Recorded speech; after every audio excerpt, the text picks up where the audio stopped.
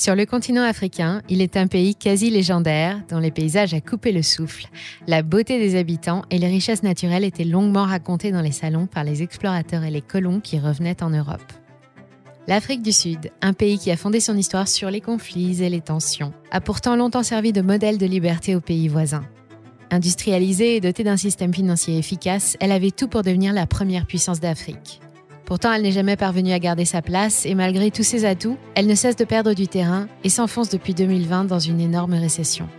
Aujourd'hui, nous allons vous raconter comment l'Afrique du Sud en est arrivée à la situation économique et sociale dramatique dans laquelle elle se trouve aujourd'hui. Nous partons pour l'hémisphère sud, là où depuis des centaines d'années, un pays lutte pour prendre son envol, mais doit pour cela se créer d'abord un peuple, une langue et une nation. Avant de boucler vos ceintures, n'oubliez pas que vous pouvez soutenir notre chaîne et ne manquer aucune actu en vous abonnant. Et pour nous suivre en direct, rejoignez-nous sur notre fil Telegram. Rendez-vous dans le descriptif pour le lien et bienvenue sur Money Radar.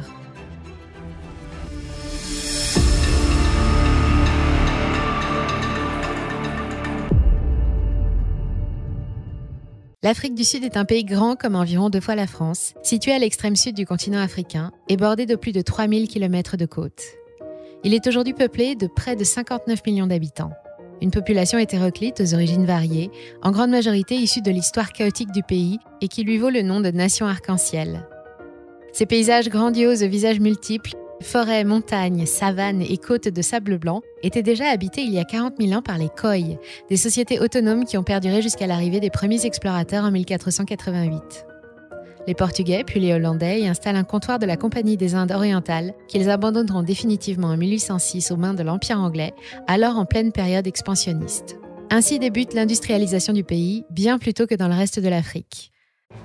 L'Afrique du Sud connaît alors une longue succession de conflits entre les Boers, ces descendants des pionniers venus de Hollande, du Portugal et même de France au XVIIe siècle, les peuples autochtones et les nouvelles puissances coloniales qui n'hésitent pas à recourir à la force pour mater les indigènes. Persécutés par les colons, les Boers quittent les côtes et fuient vers l'intérieur des terres. Puis les Anglais déclarent la guerre aux peuples Xhosa et Zulu. En 1866, la couronne britannique annexe victorieusement leur territoire alors qu'on y découvre les premières mines d'or et de diamants. Et ce sont d'importants gisements, si importants que les compagnies minières sud-africaines vont faire l'objet d'une spéculation effrénée à la Bourse de Paris comme à Londres.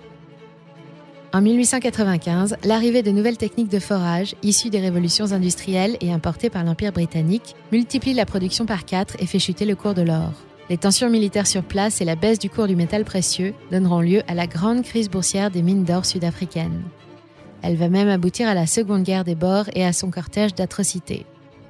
À la fin de la guerre en 1910, le South Africa Act crée l'Union sud-africaine, qui rassemble tous les territoires sous domination britannique et dote le nouveau pays d'une constitution. En 1948, fatigué par presque 40 années de conflits incessants qui entravent le développement du pays, le Parti national réunifié d'Afrique du Sud, un mouvement nationaliste Boer alors au pouvoir et qui ne rêve que d'indépendance, invente une politique économique basée sur le développement séparé. Elle est présentée comme une solution pour apaiser les tensions en séparant la population par couleur ou ethnie. Elle va aussi permettre de maintenir la domination des Sud-Africains blancs, ce que l'on appelle maintenant les Afrikaners, sur les populations noires très majoritaires. C'est l'apartheid. Dorénavant, chaque Sud-Africain ne bénéficie de droits que lorsqu'il vit au sein de sa communauté. Les exclusions se fondent sur des critères de race, de religion ou d'ethnie. Sa mise en place amène la création des Bantustan, un mot qui signifie « terre des peuples », des zones géographiques limitées réservées aux peuples noirs. Et la vie y est rude. Il n'y a pas de travail, pas de terres arables, pas d'eau et pas d'infrastructures. À l'époque, 70% de la population d'Afrique du Sud est noire, et les Bantustan ne représentent que 13% du territoire. Le reste du pays, ses richesses et ses industries sont réservées aux Blancs, qui emploient néanmoins un certain nombre de Noirs pour réaliser les bas travaux. L'apartheid ne sera abrogé qu'en 1991. Entre-temps, l'Afrique du Sud est devenue une république, mais les effets des mesures ségrégationnistes n'ont jamais véritablement disparu des mentalités, ni des mémoires. Situation actuelle et bilan depuis la fin de l'apartheid. Depuis l'abolition de l'apartheid, le pays est toujours agité par de nombreuses tensions, et il semble qu'aujourd'hui, son sort n'intéresse plus personne. L'Afrique du Sud continue de souffrir car rien n'a vraiment changé. Elle souffre de multiples façons, de son passé violent et houleux comme de son présent et des conséquences de décisions politiques très inégalitaires. Dès 1994, et pour effacer au plus vite le douloureux souvenir de l'apartheid, l'Afrique du Sud a voulu créer un nouveau modèle social basé cette fois-ci sur la discrimination positive. Ainsi, les administrations, les entreprises et les grandes exploitations agricoles devaient-elles recruter rapidement du personnel noir, y compris chez les cadres. Une nouvelle classe moyenne noire a alors pu émerger. Ce que l'on appelle les Black Diamonds perçoivent des revenus supérieurs à la moyenne, consomment et s'endettent autant que les Blancs. Ils s'installent en périphérie des grandes villes comme Johannesburg, Pretoria ou le Cap, juste entre les quartiers riches et ultra sécurisés des Blancs et les townships, ces immenses ghettos où s'entasse la majorité de la population noire. 40% des zones urbaines sud-africaines actuelles sont constituées de ghettos. Le tristement célèbre quartier de Soweto à Johannesburg ou celui de Mitchells Plain au Cap rassemblent à eux deux plus de 2 millions de personnes qui survivent dans des conditions sordides sans eau courante et sans électricité. L'extrême pauvreté, omniprésente, pousse les habitants à se révolter. Une façon d'appeler le gouvernement à l'aide, mais celui-ci est dépassé par l'ampleur du phénomène. Les émeutes anti-immigration et les fréquentes tensions entre la police et les populations augmentent les inquiétudes des Afrikaners. Plus d'1 million d'entre eux a déjà préféré s'envoler vers la Nouvelle-Zélande ou l'Australie, et la majorité des cerveaux blancs fuient dès qu'ils en ont l'occasion. Conséquence, l'Afrique du Sud souffre aussi d'un cruel déficit de compétences, notamment en termes de sécurité, de technologie de l'information ou de finances, à tel point qu'une prime gouvernementale a été mise en place pour faire revenir les experts expatriés. C'est aussi visible jusque dans le secteur agricole. À la fin de l'apartheid, 87% des terres cultivables appartenaient aux Blancs. Elles ont été arrachées aux agriculteurs locaux lors de la création des Bantoustans, et la réforme agraire mise en place à partir de 1994 prévoit de rendre au moins 30% de ces terres aux populations noires. Mais la reprise des exploitations par des personnes non qualifiées a précipité la chute de la production agricole, créé des pénuries alimentaires et provoqué une hausse des prix. En 2018, 30 000 exploitations agricoles employaient près de 850 000 ouvriers, pour la plupart logés dans des conditions sordides et payés en denrées. Et la réforme, qui n'est toujours pas achevée, coûte cher car le gouvernement doit d'abord racheter les terres aux Afrikaners au prix du marché. L'Afrique du Sud souffre aussi de ne pas avoir un système de santé à la hauteur de ses besoins. Il y a 10 millions de Sud-Africains de plus en 2020 qu'il y en avait à la fin de l'apartheid et l'espérance de vie est limitée à 61 ans pour les hommes, bien loin de nos 80 ans. Elle bénéficie pourtant d'infrastructures médicales modernes, mais celles-ci sont essentiellement concentrées dans les zones anciennement réservées aux Blancs et les grands centres urbains. Ainsi, les personnes vivant dans les régions les plus reculées n'ont pas accès aux soins. 10% de la population est porteuse du VIH, 8% de l'hépatite B et la rage continue de sévir chez les chiens sauvages. Pauvreté, système de santé défaillant, la misère pousse une partie de la population noire à la criminalité dont les statistiques explosent ces 10 dernières années. L'Afrique du Sud fait partie du top 10 des pays où la violence règne le plus au monde, aux côtés du Salvador, du Venezuela ou de la Jamaïque. Le nombre d'homicides ne cesse de grimper pour frôler les 5000 victimes de meurtre rien qu'au premier trimestre 2021. Plus de 75 000 cas de coups et blessures volontaires ont été enregistrés durant la même période par les forces de l'ordre, ainsi qu'en moyenne 110 viols par jour. Les confinements liés à la pandémie de Covid-19 ont permis de limiter les actes violents pendant quelques mois, mais les conflits ont repris dès la levée des mesures sanitaires. La violence n'est pas nouvelle en Afrique du Sud. Elle se manifeste lors des affrontements entre la police et les Bantous, excédés par l'omniprésence et la domination des Blancs, qui se soulèvent au cours de manifestations anti-immigration comme en mai 2008 et en mars 2015. Depuis 1994, 3037 fermiers afrikaners ont été assassinés. En septembre 2019, 1500 familles immigrées nigérianes et malawis sont forcées de fuir le pays pour échapper aux Bantous. Une vague de xénophobie qui va faire 12 morts et beaucoup de dégâts matériels et qui poussera l'ONU à renforcer sa présence sur le terrain pour des missions de médiation ou d'assistance. D'un côté, le gouvernement est impuissant devant les revendications des populations noires, et de l'autre côté, il ne parvient pas à rassurer les populations blanches dont l'exode continue. Cette situation sociale explosive empêche le développement économique du pays qui jouit pourtant de nombreuses richesses. Les heurts incessants n'incitent pas les investisseurs étrangers à s'intéresser à un État qui semble être perpétuellement au bord de la guerre civile. Le PIB par habitant baisse depuis 7 ans pour atteindre les 5 978 $ américains par habitant en 2019. À titre de comparaison, en France, c'est 40 493 $.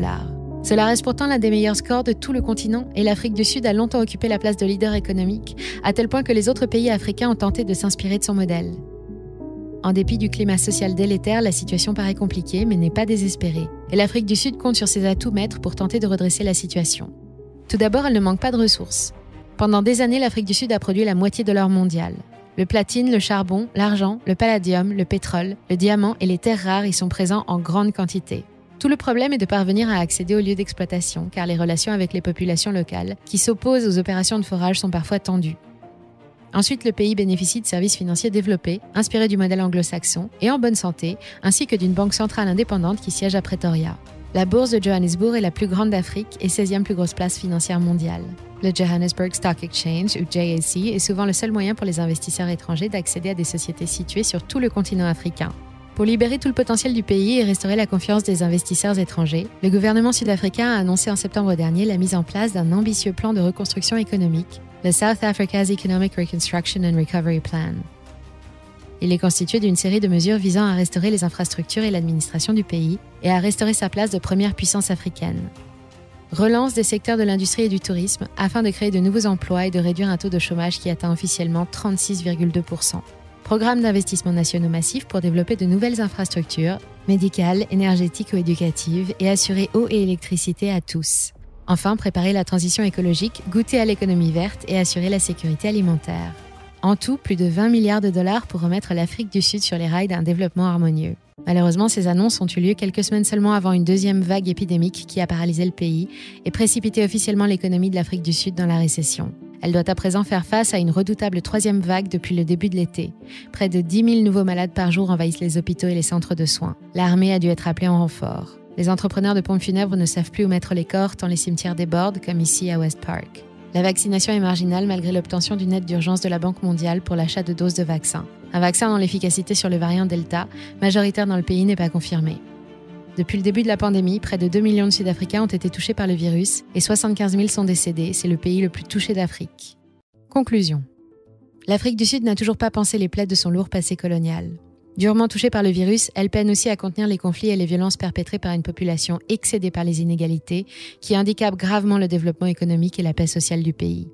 Malgré l'émergence de nouvelles classes moyennes, la population s'appauvrit, vit de plus en plus mal, voit son espérance de vie limitée par un système de santé défaillant et se confronte régulièrement aux forces de l'ordre. Mais l'Afrique du Sud a le combat dans le sang et elle ne manque pas de ressources.